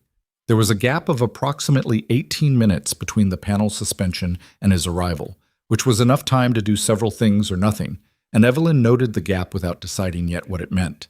He came through the gate with his JAG representative beside him, which told her he'd already made the decision to keep legal counsel close, and he walked toward the group near the yard center with the specific quality of a man performing confidence while something underneath it was doing a different calculation entirely. Major Ashton was there, Strickland was there, Okafor was there. The full panel had reconvened informally in the K9 yard, which had the effect of making the yard feel like what it had actually become, the primary evidentiary location. Ashton spoke first. "Gunnery Sergeant, were you in the K9 facility between 2100 and 2300 last night?" Voss looked at her. He had done this long enough to know that the question being asked directly, in front of this many people with this much institutional weight behind them, was not a question with a safe, evasive answer. "I conducted a routine walkthrough of the facility at approximately 2200. That is within my command authority and normal operational practice." "Did you interact with K9 Atlas's kennel during that walkthrough?" His JAG representative said, "My client is willing to address panel questions in the formal proceeding. The formal proceeding is reconvening here," Ashton said. "We have a medical emergency with an animal under a formal welfare hold. I'm asking questions now." She looked at Voss. "Did you interact with the kennel?" "I reviewed the kennel log." "Did you apply any substance to the kennel or its immediate area?" A silence that was 3 seconds long, which was approximately 3 seconds longer than a denial should take. "I administered a standard welfare check compound," Voss said. "A scent evaluation agent. It's used in behavioral assessment." The silence that followed was a different kind. The kind that happens when a room of people with expertise all process the same sentence and arrive at the same conclusion simultaneously. Dr. Nair, the behavioral scientist, said very quietly, "A scent evaluation agent applied to a stress-compromised animal under restricted contact isn't a welfare protocol. That's an aversion application." Voss looked at her. "The compound is listed in the approved assessment materials." "In what dosage?"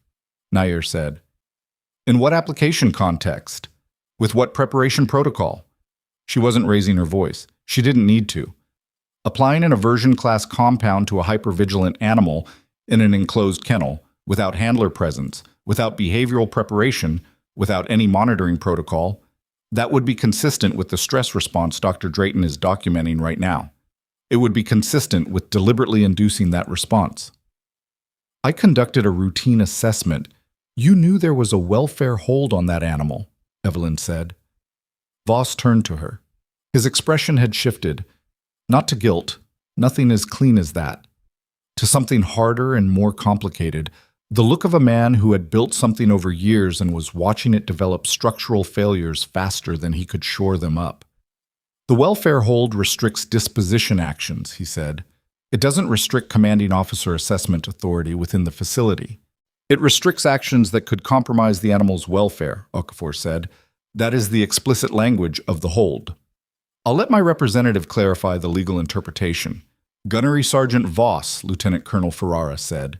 The JAG officer on the panel, whose voice carried a specific weight because she wasn't medical or behavioral, she was legal, and legal had been listening to this for 30 seconds and had arrived somewhere. I need to advise you, directly and on the record, that the actions described constitute potential interference with a formal welfare proceeding, which carries its own classification independent of the underlying documentation issues. She paused. I also need to advise you that anything further you say in this setting is part of the formal record. Voss looked at Ferrara, then at his own JAG representative, then, for a brief moment, at Evelyn. And it was a different look than any look he had given her since she'd walked through the gate on the first morning. It wasn't contempt, and it wasn't dismissal, and it wasn't the performed confidence of a man who had already decided what she was worth. It was something more basic than any of those things. It was recognition. The specific recognition of a person who has just understood that the evaluation they wrote off on day one had, in fact, been paying very close attention the entire time. His JAG representative put a hand on his arm. My client will respond to panel questions through the formal proceeding, the representative said. Ashton nodded. Then we reconvene in 30 minutes. Formal proceeding, on record. She looked at Drayton. Captain, what is your current assessment of the animal's condition? Stable? Improving? I've administered a mild anxiolytic and fluids. He's responding. Drayton paused. He's not going to have permanent damage from this, but it was close. Ashton looked at Voss one more time. Then she turned and walked toward the handler's building without saying anything else, and the economy of that, the deliberate withholding of any further engagement, was more devastating than any additional sentence would have been. The formal reconvening took 45 minutes, not 30, because Ferrara needed to establish the expanded evidentiary record before questioning resumed and because Drayton needed to complete his clinical documentation and submit it as a formal exhibit, and because Carraway's written statement, 19 years old, hand-printed on Evelyn's legal pad, signed and time-stamped, needed to be incorporated. Evelyn sat in the reconvened panel room and felt, for the first time in 4 days, the specific exhaustion that comes not from doing hard things, but from doing hard things while managing the knowledge that the outcome isn't certain. She was not certain now. She was close. She was as close as she had been at any point in 9 years. But institutional processes had a way of absorbing certainty and redistributing it into procedure. And procedure had a way of protecting people who were skilled at working within it. Voss had 6 years of practice at working within it. She looked at the folder in front of her. Then she looked at the drive in her laptop. Then she looked at Strickland, who was reading something on her tablet with the focused attention of someone who had found something worth focusing on. Colonel Strickland, Evelyn said quietly. They were between formal sessions waiting for Ferrara to signal readiness. Did you have a chance to review the source documentation I sent? Strickland looked up. She was 53, precise, with the bearing of someone who had spent a career navigating the gap between what institutions said they valued and what they actually protected. I did, she said. I also pulled the original implementation record for Framework 7B from our standards archive. The document was submitted to the archive in 2016 with the author field already blank. The submission was processed by a staff officer who has since separated from service. Can you determine who submitted it? We can determine the clearance level of the submitting account. We can't necessarily determine the individual without a deeper audit. She paused. But I also pulled the behavioral science resource database entry that references the framework. The entry has a citation trail, and one of the citations leads to a published conference paper from 2015 with 3 named authors. She looked at Evelyn. One of whom is you. Evelyn was quiet for a moment. I didn't know the citation trail was still intact. Database citations are harder to scrub than author fields. Strickland turned her tablet around. On it was a screen capture of the conference paper abstract. Threat Differentiation in Military Working Dogs, a Neutral Approach Protocol Pilot Study. E. Marsh, R. Hargrove, T. Sundqvist. Applied Behavioral Medicine Review, Volume 14, 2015. Evelyn looked at it.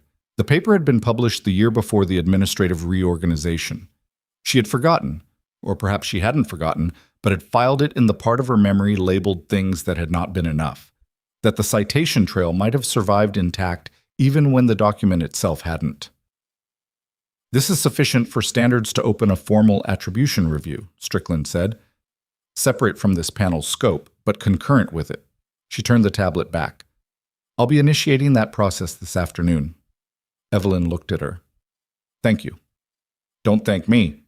The standard was compromised and standards missed it for 9 years. That's our failure as much as anyone's. She said it directly, without the defensive softening that characterized most institutional acknowledgments. Evelyn noted that and filed it as significant. But we fix it now. Ferrara appeared in the doorway.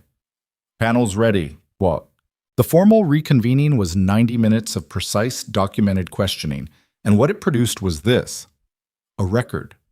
Not a dramatic confrontation, not a breakdown, not a single moment of confession that resolved everything cleanly. What it produced was a record, built piece by piece from exhibits and testimony and documented gaps, that assembled itself into a structure too coherent to be dismissed as administrative anomaly. Voss answered questions through his representative, which slowed things but didn't stop them.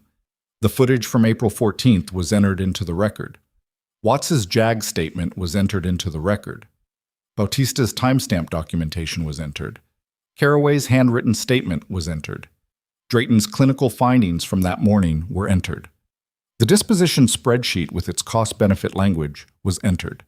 And then Evelyn was asked to present the neutral approach protocol. She stood and put the 14-page document on the evidence table. She explained, in the methodical way she had explained things in formal settings for 20 years, its origin, its development, its field implementation, its outcomes, and its current status. The blank author field, the archived version, the citation trail that Strickland's office had that morning connected back to her published work. She was not emotional about it. She had thought over the years that if she ever got to say this in a room that mattered, she might be emotional. She wasn't. She was precise and clear, and she felt something steadier than emotion, a kind of settled rightness, the feeling of a thing finally taking the shape it was supposed to take. The protocol as it currently exists in the standards archive, she said, is being used across at least 14 K9 units garrison-wide. Its foundational framework, the threat differentiation approach, the handler integration methodology, is the basis for the assessment system this unit is nominally operating under. The Phase 2 intensification protocol implemented by Gunnery Sergeant Voss 9 months ago inverted the core mechanisms of that framework while retaining its surface structure, which is how it was possible to describe it, in documentation, as consistent with approved methodology while producing the opposite of the intended outcomes. She sat down. The room was quiet for a moment. Then Major Ashton said, "Gunnery Sergeant Voss, I'm going to give you an opportunity to respond to what's been presented today, not through your representative, directly." Voss's JAG representative started to object. Voss held up a hand. He looked at the table for a moment, and then he looked up. And what was on his face was not contrition. She didn't think he was built for contrition, but it was something, a weariness, maybe. The specific exhaustion of a man who has been maintaining a position for too long and has finally reached the point where maintaining it costs more than releasing it. Phase 2 was developed in good faith, he said, as a response to what I assessed as a performance gap. Without behavioral science input, Ashton said, I assess the existing framework as insufficient. The existing framework, Evelyn said, quietly, not combatively, produced a 31% reduction in deployment incidents in its original implementation. Voss looked at her. I wasn't given that data. The data was in the program documentation. The documentation I was given didn't include implementation outcomes. It included methodology only. And there it was. Oh, not the thing she had expected, not a denial, but something more complicated and, in its own way, more damning. A commander who had modified a framework he hadn't fully read, whose overconfidence in his own assessment had led him to treat an expert document as raw material for his own design. He hadn't set out to harm Atlas. He had set out to build something better and had not bothered to understand what he was replacing. And then, when the results of that produced problems, he had protected the design instead of the dogs. That was the thing that mattered, not the origin, but the protection. The welfare advisory I submitted 6 weeks ago, Evelyn said. Was it rerouted because you believed it was miscategorized, or because you knew what it said? Voss was quiet. Gunnery Sergeant, Ashton said. He looked at the table. I believe the advisory was premature. It identified Atlas specifically, Evelyn said. It identified the stress response pattern. It would have prevented the April incident. I believe my assessment of the situation. Atlas was on a disposition list, Evelyn said, with a date, and a cost-benefit analysis that called him an underperforming asset. She paused. That's not a training decision. That's an administrative cover for a training failure. And you used it to remove a handler who would have challenged the incident report, and you deleted footage that would have shown what actually happened.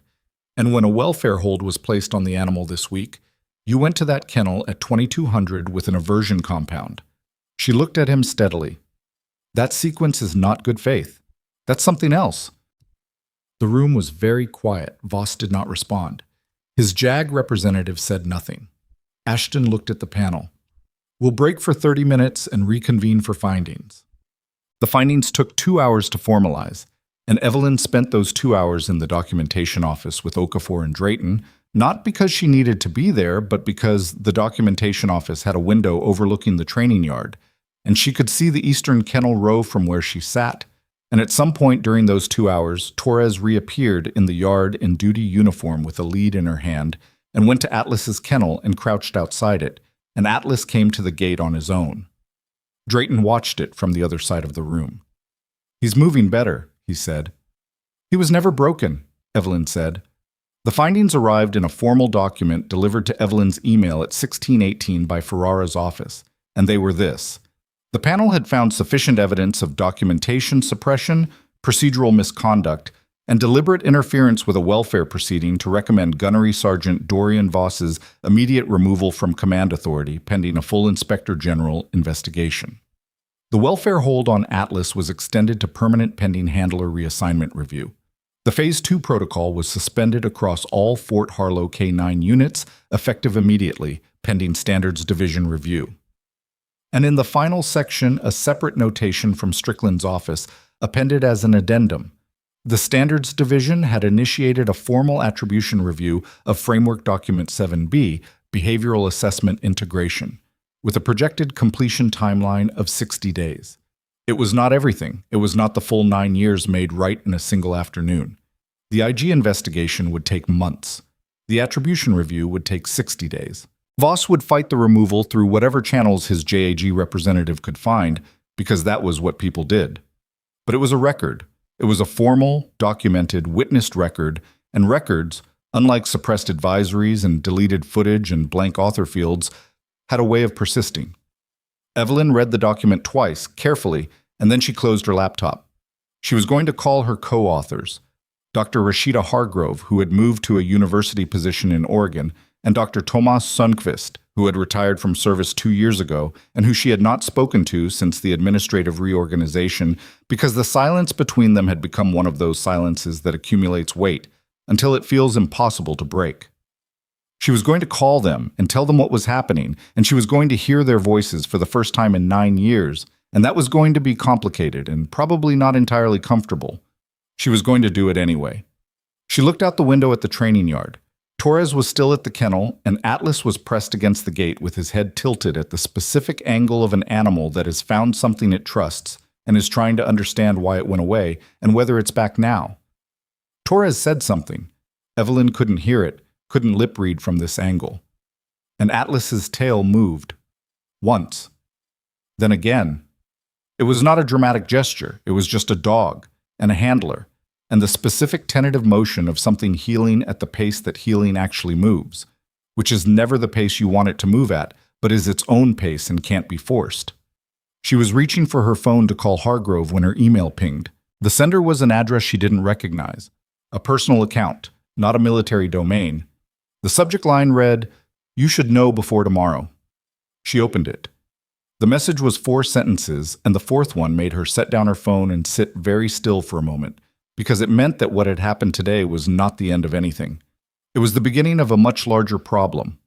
The message read, "Dr. Marsh, my name is Colonel Warren Duvain, retired, J4 Logistics, Fort Harlow, 2012 to 2018.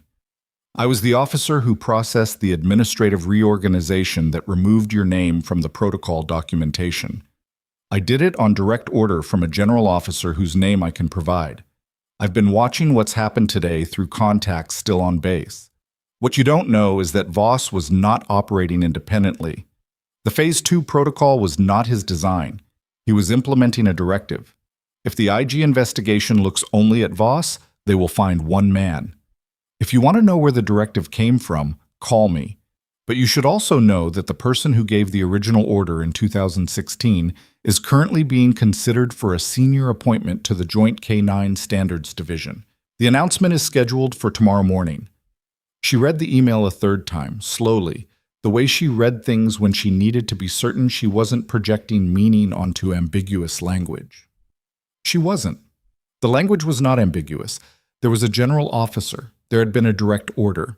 Voss had been implementing someone else's directive, which meant the Phase 2 protocol. The thing that had wound Atlas and 4 other dogs to the breaking point, the thing that had ended careers and buried reports and deleted footage, was not the product of one mid-level commander's overconfidence. It was a policy decision made above Voss's pay grade and pushed down through the chain in the way that institutional directives always moved, with enough procedural cover that the people in the middle could tell themselves they were following approved protocols, and with enough distance at the top that the person who had originated it could watch the damage from a safe remove. And that person was being considered for a position at the Joint K9 Standards Division, the division that, as of this afternoon, was conducting a formal attribution review of the protocol that bore Evelyn's name. She sat with that for approximately 90 seconds. Then she forwarded the email to Okafor, to Ferrara, and to Strickland, with a single line at the top. "Received this at 16:22. Calls for immediate action before 800 tomorrow. Please advise on process." Then she called the number in the email signature. Colonel Warren Duvain, retired as he had identified himself, picked up on the 2nd ring, and his voice was the voice of a man in his late 60s who had made a decision and had the specific quietness of someone who was done negotiating with themselves about it. He had spent the afternoon watching the Fort Harlow situation develop through contacts still in service. He had spent considerably longer, years, he said, without being specific, watching the downstream effects of an order he had carried out because he had been told it was an administrative necessity and had not pushed back hard enough to find out whether that was true. He gave her the name in the first 3 minutes of the call. She wrote it down. Brigadier General, retired, Lyle Carmont, currently a civilian defense consultant and the leading candidate for the Standards Division appointment. Announcement scheduled for 0800 the following morning at a Joint Chiefs press briefing. "Why now?" Evelyn asked. It was a real question, not a rhetorical one. "You've had 9 years." A pause. "Because 9 years ago I told myself it was an administrative decision, and the protocol would survive intact even without the names on it. Because 7 years ago I told myself the people who wrote it would find other ways to get credit. Because 5 years ago He stopped. Because every year it was easier to tell myself the damage was already done, and revisiting it would only cause more disruption. And then today I watched a formal panel in a K9 yard, and a welfare hold, and a dog that nearly died because someone was still protecting the same system, and Another pause. I'm 71 years old. I've been retired for 4 years. I don't have a career to protect anymore. I should have said something long before I ran out of career to protect. That's the honest version. It was, she thought, the kind of honesty that came late and cost less than it would have cost earlier and still mattered. She had complicated feelings about that, which she acknowledged to herself and set aside. I'll need a formal statement, she said, for the IG investigation and for the Standards Division Attribution Review. Documented, signed, as detailed as you can make it. The order, who gave it, the exact instruction, who else was in the room. There were 2 other officers in the room. One has separated from service. The other is currently a colonel at Fort Belvedere. I can't speak to what he'll say. You speak to what you'll say. That's enough to start. She ended the call at 1711 and immediately called Strickland. The next 4 hours were not the dramatic hours. They were the grinding, procedural, institution-paced hours. The ones that don't make good stories but are the actual mechanism by which things change or don't change. Strickland contacted her counterpart at the Joint Chief's office directly. Ferrara opened a parallel JAG inquiry into the chain of command question. Okafor escalated the IG referral to include command-level review, which triggered a separate notification process that Evelyn didn't fully understand but that Ferrara described as the kind of flag that makes appointment announcements pause. The 00800 press briefing was postponed at 21:47 that evening. The notification went out through official channels. The reason given was pending administrative review of the appointee's prior service record, which was the language institutions used when they needed to stop something without explaining why until they were ready to explain why.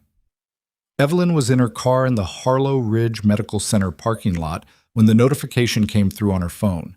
She had driven back to the hospital to complete her formal incident addendum in the secure documentation system, and she sat in the dark for a moment with the phone in her hand and the notification on the screen, and she felt something that was not triumph, exactly, because triumph was too clean for what this was. It was more like the feeling of weight redistribution, of something that had been pulling in one direction for a very long time beginning, slowly, to find a different center of gravity. She called Hargrove at 2200. It was 2300 in Oregon, and Hargrove picked up on the 4th ring with the voice of someone who had been awake and waiting, though Evelyn had given her no reason to expect the call. I heard something was happening at Harlow, Hargrove said, before Evelyn could get a sentence out. Rashida's network is extensive. It is, Evelyn said. Rashida, I need to tell you something. She told her. All of it. The panel, the footage, Duvain, Carmont, the attribution review, the postponed announcement. She told it in the same methodical way she'd told everything today, and she listened to Hargrove's breathing on the other end of the line change quality at different points. At the footage, at Duvain's name, at the attribution review. When Evelyn finished, Hargrove was quiet for a moment. Then she said, 9 years. Yes. I want to make a formal statement, whatever the attribution review needs. I was hoping you'd say that. I have originals, Hargrove said. My copies of the development drafts with dates and comments and all 3 of our initials in the margins. I've kept them in a box in my office storage for 9 years because I couldn't figure out whether keeping them was optimism or stubbornness. Evelyn looked through the windshield at the dark parking lot. Both, she said. I think it was both. She called Sundqvist at 22:15. It was later on the East Coast and he was clearly asleep, and when he came fully awake and understood what she was telling him, the silence on his end was longer than Hargrove's had been. But what came out of it, eventually, was the same thing. He had originals, too. He had kept them for the same reason Hargrove had. He said he'd been waiting for a version of this call for so long that receiving it felt slightly unreal. Does it feel like enough? He asked. After all this time, does the process feel like it's going to actually... I don't know yet, she said. The process is going to take months, maybe longer. It doesn't end clean.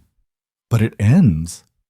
She thought about Duvain's voice, about Bautista standing in a doorway and deciding to say something, about Pruitt in a vehicle bay with a USB drive and 18 months before his re-enlistment decision, about Torres on her knees at a kennel gate with her hand through the lower gap, not touching, just present.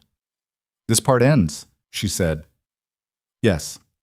The IG investigation into Gunnery Sergeant Dorian Voss was formally opened on a Thursday morning, 11 days after the welfare panel, and it was not a quiet investigation.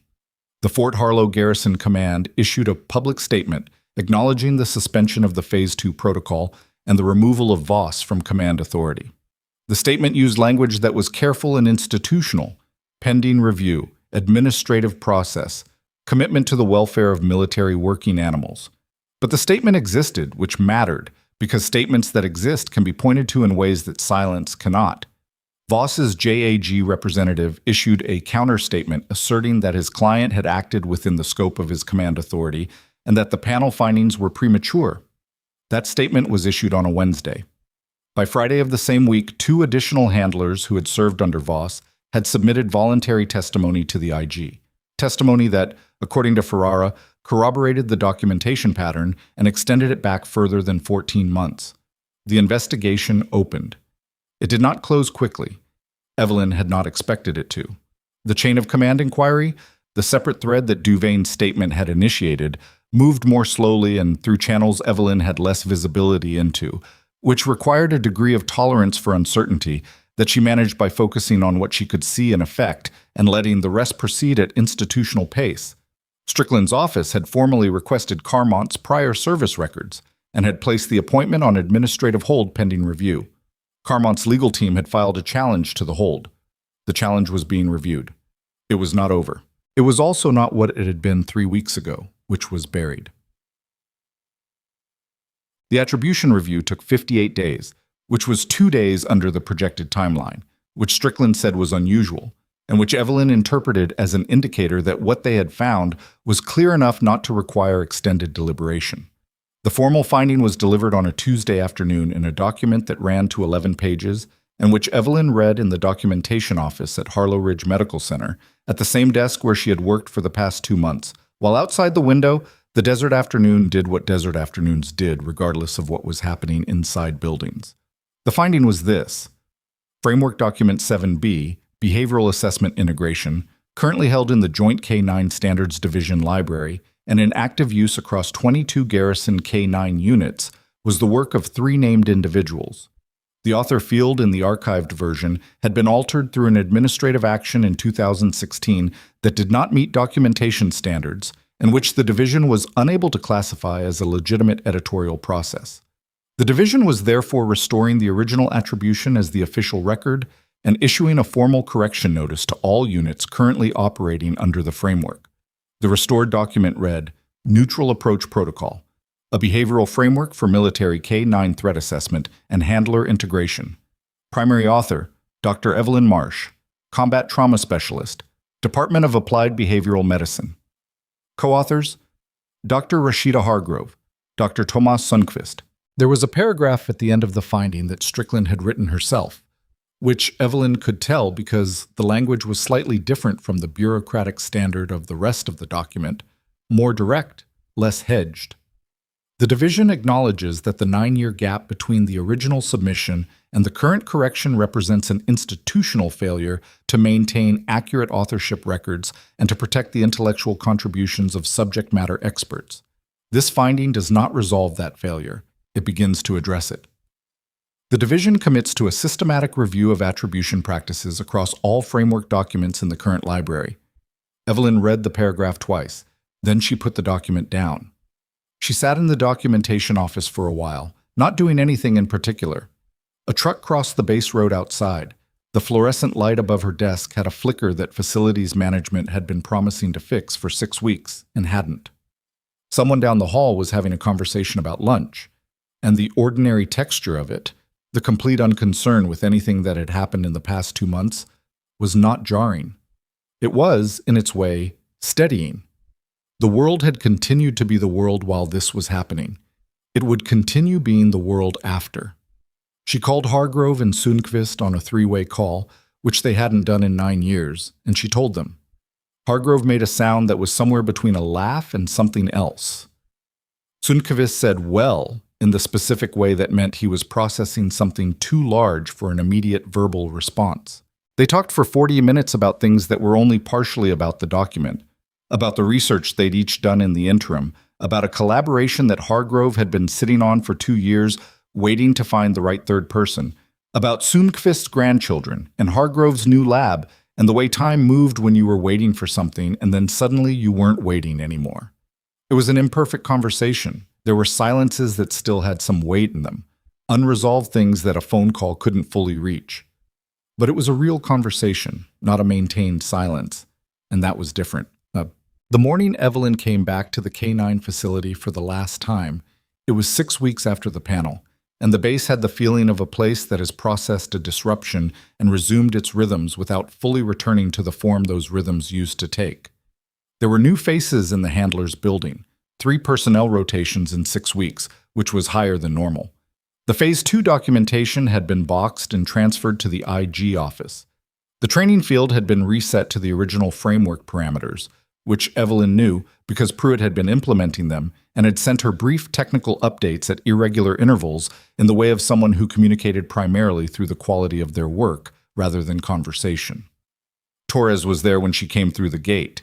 She was running Atlas through a pattern drill in the central field, not an adversarial scenario, not a high arousal exercise, but a precision navigation sequence that was about attention and communication and the specific collaborative attention that was the actual foundation of what military K9 work was supposed to be. Atlas moved through the sequence with the focused, unhurried competence of an animal that has remembered what it knows, and Torres moved with him in the specific synchrony of a handler who has stopped needing to assert control because the relationship doesn't require assertion anymore. Evelyn stood at the field edge and watched. Atlas completed the sequence, sat at the final marker, and looked at Torres. Torres crouched briefly and said something, and Atlas's tail moved with the easy confidence of an animal who knows it has done the thing correctly and is not surprised by that knowledge. Then Atlas turned his head and looked at Evelyn. She did not move.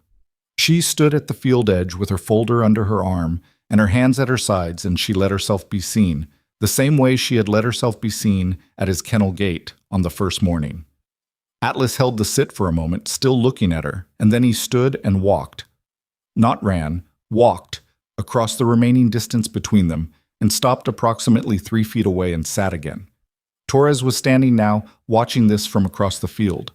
Evelyn crouched down, slowly, feeling her knees the way she always felt her knees now, and she looked at Atlas at eye level. He was not the anxious, high-strung animal of 6 weeks ago, not completely, because some things take longer than 6 weeks. But the quality of his attention was different. It was present rather than reactive, looking out rather than watching for threats. "There you are," she said quietly. Atlas pushed his nose forward and held it approximately 2 inches from her face, which was less a greeting and more an inquiry, the way dogs sometimes needed to verify something with their primary sense before they could fully settle. She let him. After a moment, he pulled back and sat, and his expression, insofar as dogs had expressions, which Evelyn had long since stopped arguing about because they did, was one of uncomplicated recognition. Whatever he had made of her in these weeks and the interaction before them, she had apparently satisfied the inquiry. Torres arrived at her shoulder.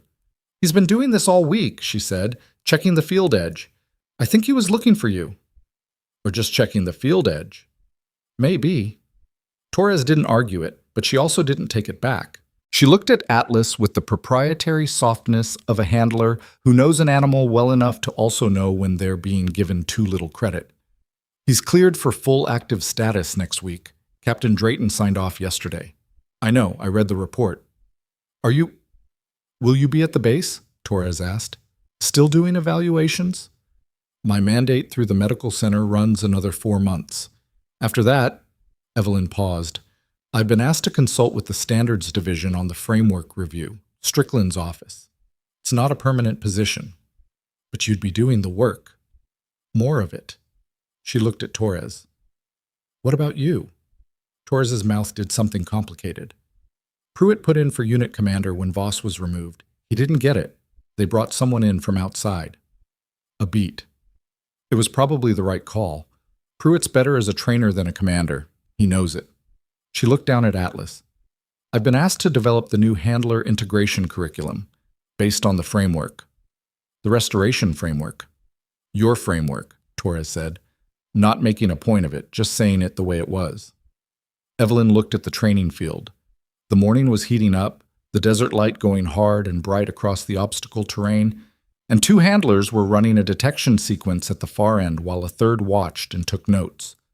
The unit was not what it had been 3 months ago. It was not yet what it could become. It was somewhere in the middle, which was where most real things lived. In the process, not the before or the after. I want to tell you something, Evelyn said. She wasn't entirely sure she was going to until she heard herself starting. When I walked through that gate the first morning, I wasn't certain it would work. I had documentation and a process and a legitimate mandate, and I still wasn't certain. Institutions are very good at absorbing challenges without changing. Torres looked at her. What changed the equation, Evelyn said, wasn't me. It was Pruitt with the footage, and Bautista with the timestamp, and Watts with his testimony, and Carraway with his statement, and you coming to that documentation office when you weren't supposed to. She paused. I want you to understand that. The framework is mine. The outcome was everyone's. Torres was quiet for a moment. Then she said, you could have just filed a report. I filed a report 6 weeks before I showed up here. It got rerouted to a quarterly review file. So you came back. I came back. Torres looked at her, and then she looked at Atlas, and something in her face was trying to stay level and not quite managing it. And Evelyn let that be what it was without commenting on it, because some moments don't need narration. What Evelyn thought about, driving back to Prentice Junction that afternoon for the last time from a specific direction, the direction that had been the Fort Harlow direction, the direction that had meant something different every day for the past 2 months, was not the documentation or the findings or the formal record. She thought about Lyle Carmont. The chain of command inquiry had concluded 3 weeks ago, and its conclusions were not public. That was the nature of general officer-level investigations. They moved through channels that were not designed for public view. What Evelyn knew was what Strickland had told her. The appointment had been formally withdrawn. The review had found sufficient cause to recommend further action. The further action was in process. It was not the full accounting she might have wanted. It would probably never be, fully, because institutions protected their senior people more carefully than they protected their mid-level people, and Carmont had enough standing to complicate what happened to him in ways that Voss had not. Voss had lost his command. He was facing the IG findings. His 6 years of ratings and commendations were going to be examined in a light they had not previously been examined in, and the cost-benefit analysis document with its inventory management language for living animals was going to be a central exhibit in whatever came next. It was not nothing. It was also not simple. And it was not over. But the protocol had her name on it.